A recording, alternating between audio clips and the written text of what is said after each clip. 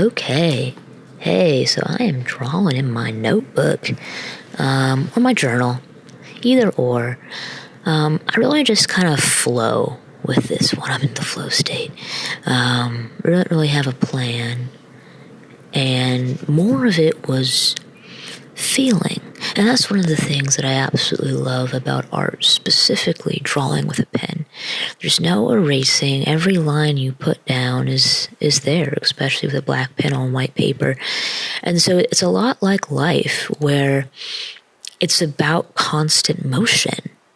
It's not about being perfect. It's about motion. It's about movement, which feels very apropos as we're entering into the year of the horse, 2016.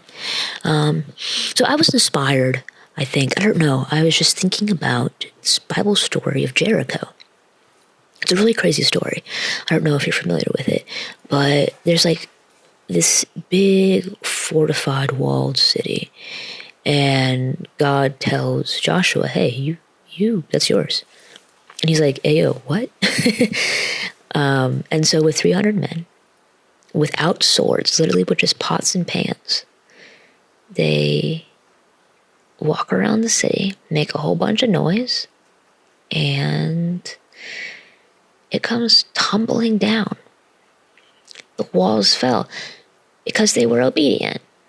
And I think that's really interesting. Now, whether obedience to God, obedience to your mom or your dad, or what you know is best for you, obedience to protecting your peace, whatever it may be, oftentimes obedience comes with walls falling. I wrote here, in the rubble, let the flowers bloom, ivy overtake, and love blossom. Because I found that whenever I let my walls down, and walls are there for a reason, they help protect us. And oftentimes walls are erected because, well, we got hurt and we needed a boundary. We needed a wall to keep something or someone out. But then what happens is we grow up and we go into rooms and we feel empty and lonely and so isolated and disconnected. And maybe I'm just speaking for myself right now, but I know I feel that way a lot. And you wonder, why do I feel so disconnected from everyone around me? You got walls up. You're a walled city.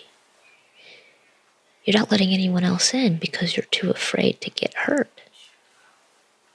Pain is not evil.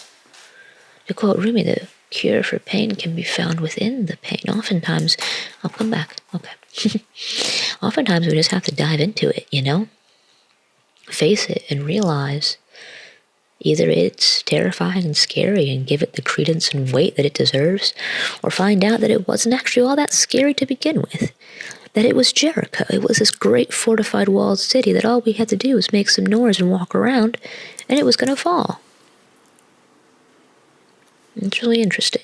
Can you tell those like blobs or clouds? I don't know what I'm doing right there. I think I'm not erasing it. I'm just making noise, I think. Oh well. All right. All my once mighty towers have fallen. The spire, of my pride destroyed. As I pass I can't read that.